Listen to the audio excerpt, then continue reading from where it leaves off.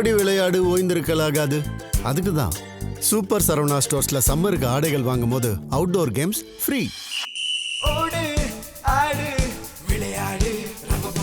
Super Saravana stores summer கோடையை கொண்டாடலாம்.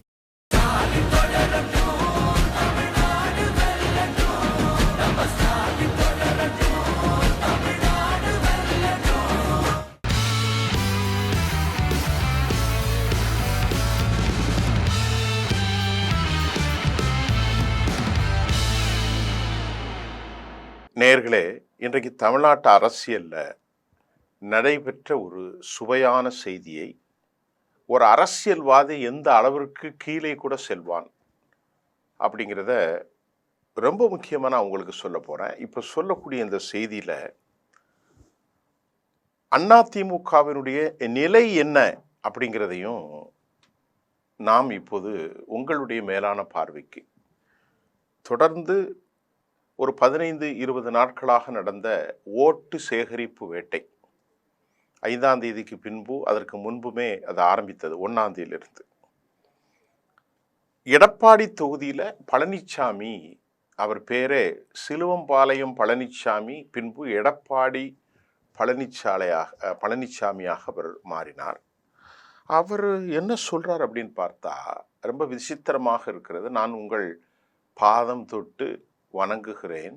நேற்று பேசிய போது, நான் உங்கள் குடும்பத்தில் ஒருவனாகவே மறுபிறவி எடுத்தால், மறுபிறவி என்று ஒன்றை இறைவன் எனக்கு வழங்கினால், அது அவருடைய நம்பிக்கை. நான் உங்களுடைய குடும்பம் பாதம் தொட்டு வணங்குகிறேன். உங்கள் குடும்பத்தில் ஒருவனாக நான் பிறக்க வேண்டும். இது எடப்பாடியுடைய ஸ்டேட்மெண்ட்.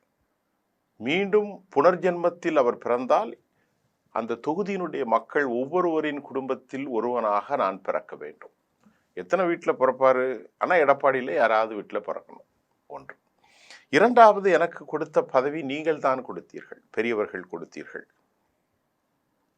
எடப்பாடியாகி அவர் சொல்றார், எனக்கு நீங்கள் தானப்பா கொடுத்தீங்க இவ்வளவு உயர்ந்த பதவியை. ஒரு தேசத்தினுடைய முதல்வர், 8 கோடி 10 கோடி மக்களுடைய தமிழினத்தின் முதல்வராக என்னை அழகு பார்த்தீர்கள் என்றும் அவர் உருக்கமாக நேற்று எடப்பாடி தொகுதியில் தனது பேச்சின் இறுதி வடிவத்தை அவர் கொடுத்தார் என்றும் அனைத்து தொலைக்காட்சிகளிலும் அவருடைய பேச்சை ஒளிபரப்புகிறார்கள். இது செய்தி.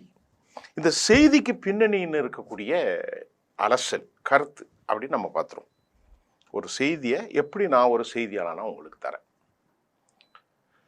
பழனிசாமிக்கு இப்பொழுது வரக்கூடிய ரிப்போர்ட் முழுவதும் தமிழ்நாட்டில் பெரும் பகுதிகளில் அவர் தோல்வி சந்திக்கக்கூடிய வாய்ப்பு இருப்பதாகவும், சில தொகுதிகளில், பற்பல தொகுதிகளில் 3ஆம் இடத்தில் வருவதற்கான வாய்ப்பு அதிகம் இருப்பதாகவும் கூட ஐபியினுடைய தகவல்கள் வருகிறது. இது நடுநிலையான தகவல். பொதுவாக இந்த செப்பாலஜிஸ்ட்லாம் காசை வாங்கி கொண்டு அறைகளில் இருந்து கொண்டு பேசுகிறார்கள், அது அல்ல.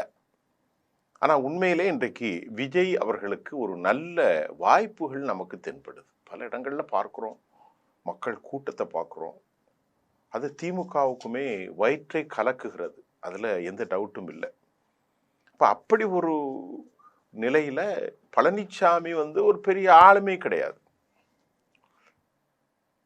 அவருக்கு முகத்தில் வாக்களிக்க வேண்டும் என்ற எண்ணமும் அதிமுகவினருக்கு இல்லை. அந்த இடத்துல கடும் போட்டியில் திமுகவும் விஜயும் தான் இருக்கிறார்கள். ஆனால் பழனிசாமிக்கு என்றல்ல, அதிமுகவுக்கு இருக்கக்கூடிய அந்த வாக்குகள் அவருக்கு இரட்டை இலைக்கும், எம்ஜிஆர் கரிஸ்மாவுக்கும், ஜெயலலிதா அவர்களின் கரிஸ்மாவுக்கும் கிடைக்கும். இப்போது அவர் இந்த பிரச்சாரத்தில் தற்போது இந்த அளவிற்கு இறங்கி அழுகத்தான் செய்யவில்லை.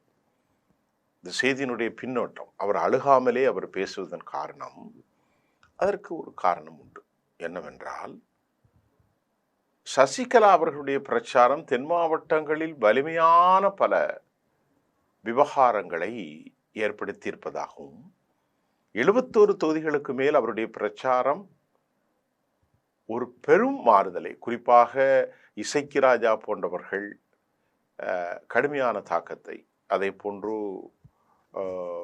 தென் மாவட்டங்களில் பல இடங்கள், மதுரை, தென்காசி, தூத்துக்குடி மாவட்டம், விருதுநகர், இப்படி எல்லா இடங்களிலும் கூட இந்த 71 அவர் மிகப்பெரிய ஒரு பாதிப்பை ஏற்படுத்துவார். அந்த பாதிப்பு வந்து எல்லா கட்சிக்கும் தான் இருக்கும். 70% அதிமுகவுக்கு இருக்கும். அதில் எந்த டவுட்டும் இல்லை. ஏன்னா இந்த ஓட்டில் 5 முனை போட்டியில் 5000 ஓட்டுகளும் 3000 ஓட்டுகளும் 1000 ஓட்டுகளும் ரொம்ப ரொம்ப முக்கியம். அதனால் இன்றைக்கு வழக்கமாக சீமான் போன்றவர்கள்லாம் களத்தில் ரொம்ப ஆழமாக போகிறாங்க. ஆனால் போனாலும் போகாவிட்டாலும் விஜய்க்கு ஓட்டு போடுவதற்கான ஒரு கூட்டம் அங்கே இருக்கிறது. இதெல்லாம் நாம் பார்க்கிறோம். இரண்டாவது, திமுகவிற்கு இந்த எலெக்ஷனில் ஒரு பலவீனம் என்னவென்றால், அவர்களுக்கு பாரம்பரியமாக இருக்கக்கூடிய கத்தோலிக்க கிறிஸ்தவ வாக்குகள் இந்த முறை அவர்களுக்கு இல்லை. அதை நான் பலமுறை சொல்கிறேன். கேத்தலிக்ஸ், பெர்னாண்டஸ், ஆர்சி வாக்குகள் அவர்களுக்கு இல்லை. இல்லை என்றால் முழுமையாக இல்லை என்று நான் சொல்லவில்லை, ஆனால் இல்லை. அவர்களுக்கு கிடைக்கக்கூடிய அந்த ஓட்டில் 10 ஓட்டு போய்விட்டாலும், ஒரு 100 ஓட்டில் 50 ஓட்டுகளில் 40 ஓட்டுகள் போனாலும் இது திமுகவுக்கு இடைஞ்சல் தானே. இனிகோ எதிராஜ் என்பவர் நிற்கிறார். அவரை எதிர்த்து ஸ்டார் கேண்டிடேட் நிற்கிறார். அப்படி ஸ்டார் கேண்டிடேட் நிற்கின்ற போது அவருக்கு எதிராக அது மடைமாற்றம் செய்கிற போது தனது பாக்கெட்டில் இருந்து காசு போகிற மாதிரி தான். தனக்கென்று இருந்த அந்த பணம் இப்பொழுது வேறொரு கையிலே அது பங்கு போடப்படுகிறது. தந்தை சேர்த்த சொத்தில் பிள்ளைகள் அதிகரிக்கின்ற போது, அவருக்கு மட்டும் இருக்கிற போது அது ஒரு 100 ஏக்கர், 5 பிள்ளைகள் இருந்தால் ஆளுக்கு 20 ஏக்கர் தான். அதனுடைய மதிப்பு குறைவதை போன்றுதான் இன்றைக்கும் திமுகவினுடைய வாக்குகளை கத்தோலிக்க கிறிஸ்தவர்கள் மத்தியில், கத்தோலிக்கர்கள் நாடார்கள் இருக்கிறார்கள், அதாவது வெள்ளாளர் கத்தோலிக்க கிறிஸ்தவர்கள் இருக்கிறார்கள், மீனவர்கள், பெர்னாண்டஸ் குமரி மாவட்டத்தில், அது திமுகவுக்கு பெரும் சங்கடம். ஆக திமுக பெரும் சங்கடத்தை சந்தித்து கொண்டிருக்கிற வேளையில் அதிமுகவின் நிலைமை என்ன? ஆகவேதான் அவர் சசிகலா அவர்களை குறிப்பிட மறுக்கிறார். அவருக்கு ஒரு பயம். இருக்கிற ஓட்டும் ஏற்கனவே தென் மாவட்டங்களில் இருக்கிற முக்குலத்தோர்களில் பெரும்பான்மையானவர்கள், முக்குலத்தோர்களை தாண்டி அதிமுகவிலே பெரும்பாலும் அடிமட்ட தொண்டர்கள். இந்த கட்சி இனி வெற்றி பெறுவதில் கஷ்டம்தான் என்ற முடிவுக்கு வருவது. நான் ஒரு ஒரு நடுநிலையான செய்தியைத்தான் உங்களுக்கு தருகிறேன். எல்லாவற்றையும் தான் பேசி கொண்டிருக்கிறேன். திமுகவுக்கு ஏற்படுகிற சிக்கல்களையும் சொல்கிறேன், அதிமுகவுக்கு ஏற்படுகிற சிக்கலையும் சொல்கிறேன். ஆகவே சிலுவம்பாளையத்தில் அவர் கடைசியிலே திருமதி சசிகலாவை குறித்து எந்த ஒரு வார்த்தையும் பேசவில்லை. நான் உங்களின் குடும்பத்தில் ஒருவனாக மீண்டும் மறுபிறவி எடுப்பேன். எனக்கு இந்த உயர்ந்த பதவியை கொடுத்தது நீங்கள், தொண்டர்களாகிய நீங்கள் என்று அவர் சொன்னார். இதில் ஒரு பெரிய பொய் அவர் சொல்லிட்டு போயிட்டார். இதுதான் அவருக்கு ஒரு பெரிய சர்க்கிள். இந்த உயர்ந்த பதவியை கொடுத்தது திருமதி சசிகலா. இது எல்லோருக்கும் தெரிந்த உண்மை. சசிகலா அவர்களுக்கு ஆப்போசிட்டா திமுக காரங்கள் பேசலாம். அவர் வந்துவிடக்கூடாதுங்கிறதுல ரொம்ப கவனமாக இருந்தது பாரதிய ஜனதா. இன்னைக்கு அவர்கள் முதலை கண்ணீர் வடிக்கலாம். அதெல்லாம் நமக்கு உண்மைதான். ஆனால் இவரை அழகு பார்த்து 48 மணி நேரத்தில் இந்த வழக்கில் அவரை உள்ளே கொண்டு வைக்க வேண்டும் என்று அதிகமாக வேலை செய்தது பாரதிய ஜனதா. பாரதிய ஜனதாவுடைய வித்யாசகர் தமிழ்நாட்டுடைய கவர்னர் மற்ற மாநிலத்துக்கு சென்று போய்விட்டார். எனக்கு 1 வாரம் நேரம் தாருங்கள் என்று கேட்டபோது கூட கொடுக்க மறுத்தார்கள். அப்போ கொடுக்க மறுத்து உடனடியாக இந்த வேளையில் அவர் செங்கோட்டையினை பணித்த போது அவர் மறுத்த நிலையில் மீண்டும் இவருக்கான வாய்ப்பை கொடுத்து கட்சியை பார்த்து கொள்ளுங்கள் என்று சொன்னார். இப்பொழுது அவர் அதைத்தான் பிரச்சாரத்திலே எடப்பாடியிலே சொன்னார். நான் எல்லாவற்றையும் கொடுத்து விட்டு தான் சென்றேன். இப்போது கூட நான் அதிமுகவில் சேருவதற்காகத்தான் கேட்கிறேன். பதவியோ, பொதுச் செயலாளர் பதவியோ, முதலமைச்சர் பதவியோ எதுவுமே கேட்கவில்லை. இது மக்களிடத்தில் ஒரு டிராஸ்டிக் எஃபெக்ட். தென் மாவட்டங்களில் பெரிய அளவில் ஒரு யூனிக் வேல்யூ அவர்களுக்கு உருவாகி இருக்கிறது. இதைத்தான் எல்லாரும் எதிர்பார்த்தாங்க. நீங்கள் இதை எப்படியோ சொல்லியிருக்க வேண்டும் என்று. ஆனால் இது சரியான காலம்தான் என்றும் அவர்கள் நம்புகிறார்கள். இதன் மூலமாக ஒரு ட்ரெமெண்டஸ் எஃபெக்டிவ், ஒரு வியக்கத்தக்க மாற்றம் அதிமுகவின் வாக்கு வங்கியில் விழும். இதையெல்லாம் புரிந்து கொண்டுதான் அவர் கடைசியில் தனது தொகுதிக்கும் அவர் தோற்றுவிடக்கூடாது என்ற அச்சத்தின் காரணமாகத்தான், நான் பிறந்தால் உங்கள் வயிற்றில் பிறப்பேன், இந்த தொகுதியிலே பிறப்பேன், உங்களுக்காக பிறப்பேன் என அவர் கண்ணீர் வடிக்கின்றார். போட்டி கடுமையாக இருக்கின்றது. அதிமுகவின் நிலைமை பரிதாபமாக இருப்பதை நீங்கள் என்னுடைய பேச்சை உண்மையாக எடுத்துக்கொண்டால் எலெக்ஷன் முடிவில் நீங்கள் அறிந்து கொள்வீர்கள். அதாவது ஒரு பெரும் பிரளயம் ஏற்படும் கட்சிக்குள். தமிழக அரசியல் ஒட்டுமொத்தமாக மாறும். ஏனென்றால் அமித்ஷா போன்றவருடைய கால்குலேஷன் இப்பொழுது தாமதித்து என்ன நடக்கிறது என்பதை பார்ப்பதற்காகத்தான் அவர்கள் காத்து கொண்டிருக்கிறார்கள். பன்னீர்செல்வம் எதுவுமே தெரியாதவரை போன்று அவருடைய இலக்கு, அவரை சார்ந்த பெரிய ஆஸ்தி அவருக்கு இருப்பதை பாதுகாத்து கொள்ள அவர் அங்கே அடைக்கலமாகிவிட்டார். அதே போன்று டிடிவி தினகரன் மீதும் கூட பெரும் குற்றச்சாட்டுகள் எழுந்திருக்கிறது.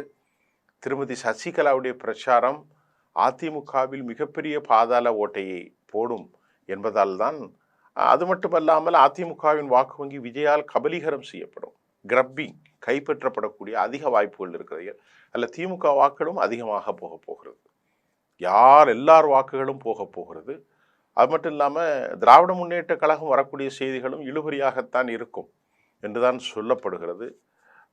இதெல்லாம் நிறைய சிக்கல்கள் இருக்கிறது. யார் வெற்றி பெற்றாலும் குறைந்த வாக்கு வித்தியாசத்தில் தான் வெற்றி பெறக்கூடிய வாய்ப்பு இருப்பதாக நாம் அனுமானிக்கக்கூடியதாக இருக்கிறது. மீண்டும் அடுத்த செய்தியில் உங்களை சந்திக்கின்றேன். நன்றி.